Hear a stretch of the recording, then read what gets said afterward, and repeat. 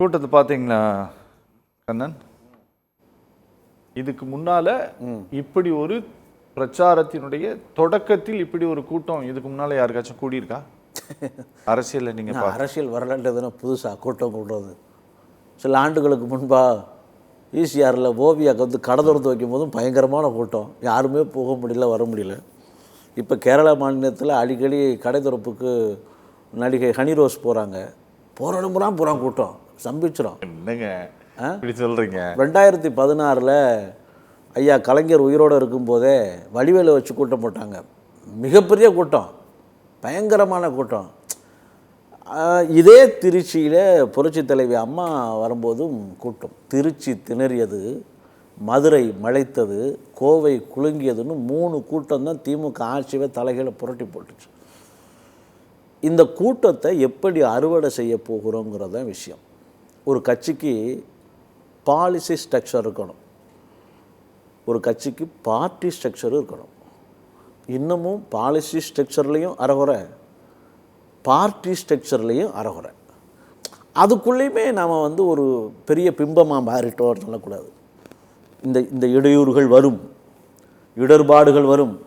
என்ன சொன்னீங்க மதுரையில்? இன்னொரு தடவை சொல்லுங்க. பாலிசி பார்ட்டி, அதாவது ஒரு கட்சி வந்து பார்ட்டி ஸ்ட்ரக்சரும் ஃபார்ம் பண்ணணும், சரி, அதுக்கப்புறம் பாலிசி ஸ்ட்ரக்சரையும் ஃபார்ம் பண்ணணும், அதுக்கப்புறம் தான் களத்துக்கு போகணும், மக்களை சந்திக்கணும்.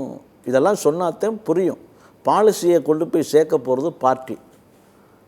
இன்றைக்கி எது இருக்குது, எதை ஸ்ட்ரக்சராக ஃபார்ம் பண்ணியிருக்கிறாங்கங்கிறது எதுவும் இல்லைங்கிறது வந்து பேசுகிறவங்க சில பேர் சுட்டி காட்டினாங்க. நிறையா மக்கள் சொத்து சூறையாடப்படுகிறது, பொது சொத்து நாசம் பண்ண போகிறதுன்னு சொல்லி இதெல்லாம் நடந்துடக்கூடாதுன்றதே காவல்துறை அவ்வளவு தூரம் கடுமையான முயற்சி எடுத்து சில திட்டங்களையோ இல்லை சில கடமைகளையோ இல்லை வழிமுறைகளையோ இதெல்லாம் ஃபாலோ பண்ணணும்னு சொல்கிறாங்க. கூட்டம் கூடும்போது இந்த மாதிரி இடர்பாடுகளை வந்துடும். இது நாளைக்கு கேஸாக வழக்காக போச்சுன்னா அந்த பார்ட்டி தான் திருப்பி கட்ட வேண்டியிருக்கும்.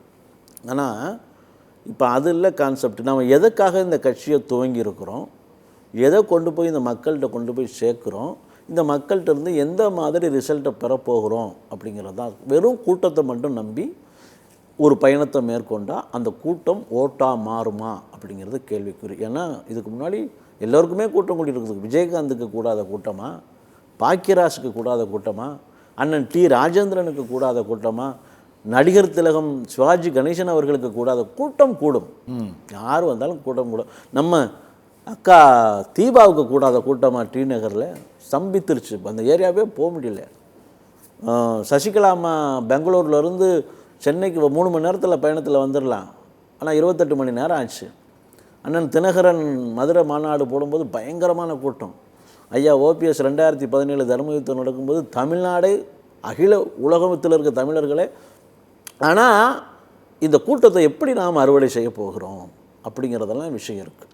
இந்த மக்களுக்கு என்ன மாதிரியான திட்டத்தை கொண்டு போய் சேர்க்க போகிறோம், சேர்த்துருக்குறோம் நம்பணும். முதல்ல 67 மாதிரி ஒரு மாற்றத்தையும் 77 மாதிரி ஒரு மாற்றத்தையும் கொண்டு வந்துடணுங்கிற நோக்கத்தோடு அவங்க பயணிக்கிறாங்க. வாழ்த்துக்கள். ஆனால் 67 என்ன நடந்துச்சு, 77 என்ன நடந்துச்சு, அதனுடைய கள நிலவரம் என்ன? 67ங்கிறது காங்கிரஸ் ஆட்சி, இந்திய எதிர்ப்பு போராட்டம் 65, ஒட்டுமொத்த இளைஞர்களும் ஒட்டுமொத்தம் ஒரு மத்திய அரசை எதிர்க்கிறாங்க. அப்படி எதிர்க்கப்படும் போது அது நாடெங்கும் எழுந்து புரட்சி, நாடு இந்தியா முழுவதும் எழுந்து, இந்தியா முழுவதும் விட தமிழகத்தில் அது கொஞ்சம் வீரியமாக இருந்துச்சு. அந்த வீரியத்தை திமுக அறுவடை செய்தது. சரி, திராவிட கட்சிகள் அறுவடை செய்தது. அன்னைக்கு திமுக தான், கரெக்ட் தான், திராவிட இயக்கம் திமுக அறுவடை செய்தது.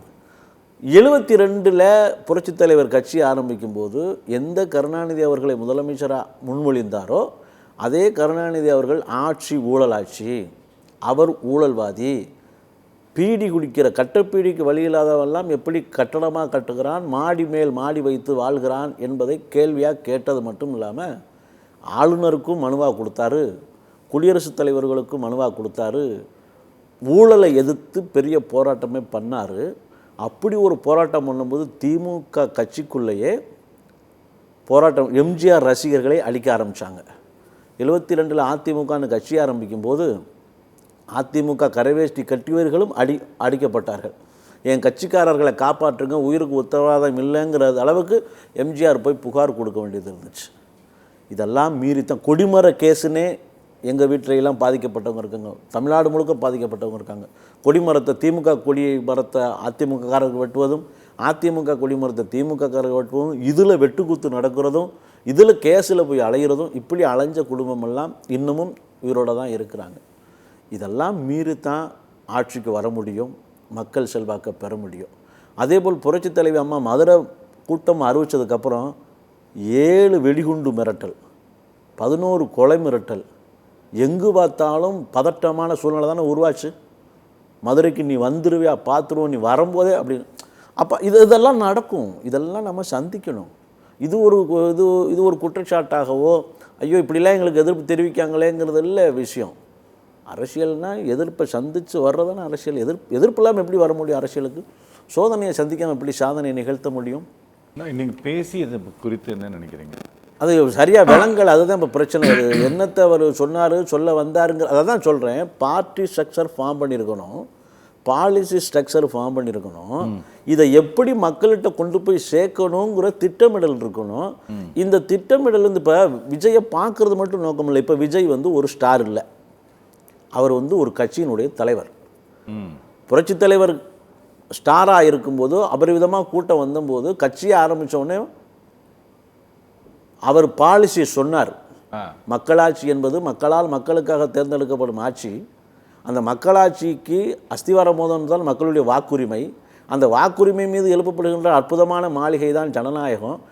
அந்த ஜனநாயகத்தில் அமர்கிறவர்கள், ஆட்சியில் அமர்கிறவர்கள் வல்லவர்களாக இருந்தால் மட்டும் போதாது, நல்லவர்களாகவும் இருக்க வேண்டும். எப்படியெல்லாம் ஆட்சி நடத்த வேண்டும், இந்த மக்களுக்கு எப்படியெல்லாம் நாம் உதவ வேண்டும், நாம் ஆட்சி அதிகாரத்தில் வந்து உட்காந்துட்டோம் அப்படிங்கிறதுக்காக நாம் பெரிய இடத்துக்கு வந்துட்டோம் இல்லை, நம்ம சேவை செய்யறதுக்கு தான் வந்திருக்கோங்கிறத தெளிவாக சொன்னார். அவர் சொன்னதுக்கும் அவர் சினிமாவில் இருந்ததுக்கும் வித்தியாசப்பட்டுச்சு. தன்னை நடிகருங்கிற ஸ்தானத்திலிருந்து தலைவனுங்கிற ஸ்தானத்தில் உயர்த்தி காட்டினார். அப்படி ஒரு உயரத்தை விஜய் எட்டணும் அப்படிங்கிறது அவர் ரசிகர்களுடைய விருப்பம். அதை இன்னைக்கு எட்டினாரா, இப்பையும் எட்டியிருக்கிறாரா அப்படின்னா இல்லை. பொதுமக்களை வந்து கட்சி ஆரம்பித்ததுக்கு பிறகாவது தொடர்ந்து சந்திக்கணும். அந்த சந்திப்பு குறைபாடு இருக்குது. ஒரு சினிமா ரிலீஸ் செய்கிற மாதிரி 3 மாதத்துக்கு ஒருக்கா 4 மாதத்துக்கு ஒருக்கா ரிலீஸ் செய்கிறதும், சனி ஞாயிறுகள் மட்டுமே மக்களை சந்திப்பேங்கிறதுக்கு ஒரு 5 நாள் லீவு விடுறதும், இதெல்லாம் மக்கள் மத்தியிலிருந்து மக்கள் தொடர்பிலிருந்து உங்களை துண்டிக்கும். ஓகே, அதாவது எம்ஜிஆர் கட்சி ஆரம்பிச்சு வந்தாருன்னா திமுக கட்சிக்குள்ளேயே ரசிகர்களாக இருந்தாங்க. வெளியே வராமல் இருக்கிறவரு அந்த கிரேஸ் இருக்கும். வெளியே வர தொடங்கிய பிறகு எப்படி நடந்து கொள்கிறோம், எப்படி நடக்கிறதுங்கிறத பொறுத்து அது மானிட்டர் பண்ணிட்டே இருப்பாங்க. மாறிடும். நம்மளுடைய செயல்பாடுகள் தான், நம்மளுடைய பெர்செப்ஷன் தான் தலைவனா ஆக்குறதும், நம்மளுடைய செயற்பாளர் தான் நம்மளை தருதலையாக ஆக்குறதும். நமக்கு அது தீதும் நன்றும் பிறதர வாரா அப்படிங்கிறது நம்மகிட்ட தான் இருக்குது. நீங்கள் தலைவனாக ஆக போகிறீங்களா, மீண்டும் சினிமாவுக்கே போக போகிறீங்களாங்கிறது உங்களுடைய செயல்பாடை பொறுத்து தான். ஓகே.